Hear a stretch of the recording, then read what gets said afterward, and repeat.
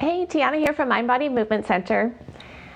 This round is looking at more Pitta Dosha. So this again is in conjunction with a post that I wrote about Ayurveda and digestion.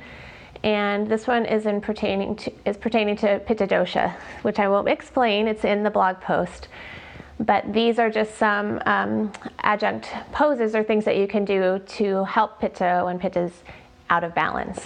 So we think of Pitta being more heating and stimulating. You want to think of a practice that's more cooling and calming.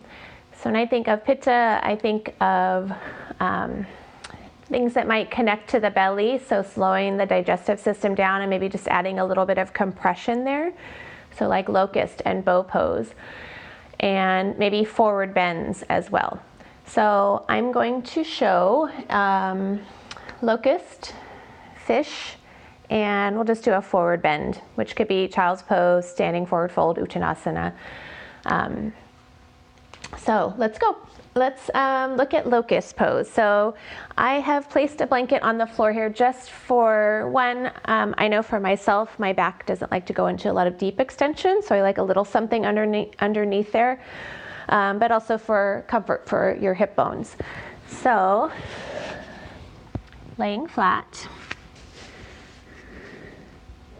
I'm going to bring my hands down by my sides. There's many different ways to do this. We're just going to do this one version.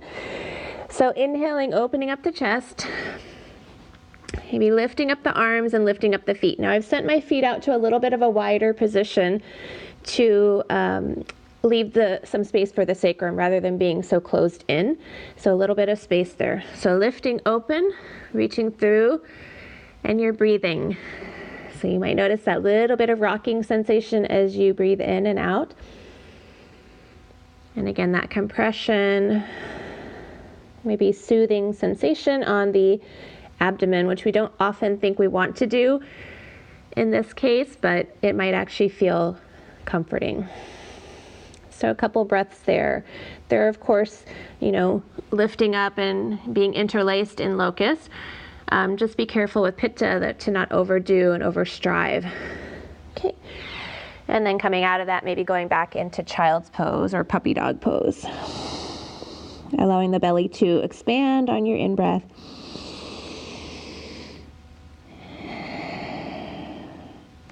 All right. So fish pose, I'm going to show a modified version. And it can be done with softer blocks or blankets or bolsters. I'm just going to show the block version. So just please use at your own risk. So I'm going to start with the blocks like so. And I might even put a little blanket on this just for comfort.